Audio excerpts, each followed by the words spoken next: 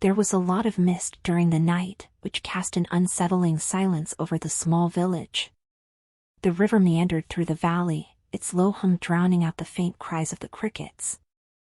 Anna bundled up in her worn-out shawl and headed down the dusty path, her feet pointing toward the riverbank where stories claimed the Mourning Spirit had roamed. They had always warned her about the river. The elders told stories of the Mourning Spirit, the weeping woman who roamed its shores in never-ending grief, looking for the children she had insanely drowned. Every night before going to bed, Anna's mother would tell her the story, lowering her voice to a whisper as though the Mourning Spirit herself might overhear. With terrified eyes, her mother would utter, "She was beautiful once, a mother like any other." But she was consumed by jealousy. When she found her husband with another woman, she went mad, drowning her own children in the river. She is now walking the earth, crying out for her children's souls and dragging people who venture too close to the water at night because she has been cursed by God.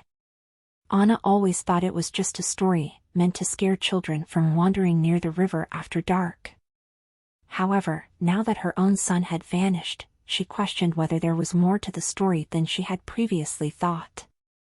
As soon as she arrived at the river's edge, her heart began to race. Hanging low in the sky, the moon cast long, shimmering strands of pale light that reflected off the water. Nico, her young son, was nowhere to be found. That afternoon, she had last seen him playing with his wooden boat near the water's edge. She felt fear take hold of her when the sun set and he had not come back. The wind picked up and chilled Anna to the bone as she surveyed the gloomy surroundings. Suddenly, a sound drifted through the air, a soft, mournful wail. It was clear even though it was far away and nearly impossible to hear.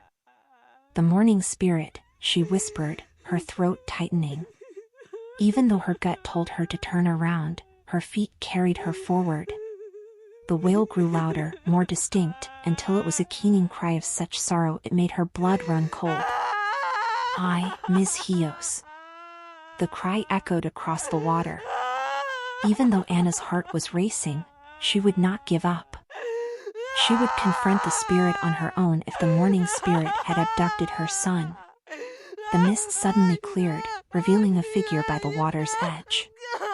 Her long black hair hung in thick, tangled strands that covered her face, and she wore a tattered white gown that was soaked in water.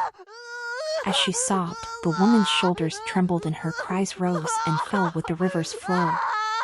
With a trembling voice, Anna stepped forward. "Have you seen my son?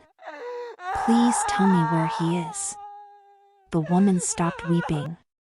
Slowly, she lifted her head, revealing a pale, gaunt face. Her hollow, dark eyes met Anna's, so full of anger and sorrow that Anna's knees almost gave way. "The Mourning Spirit," Anna whispered again, her voice barely audible.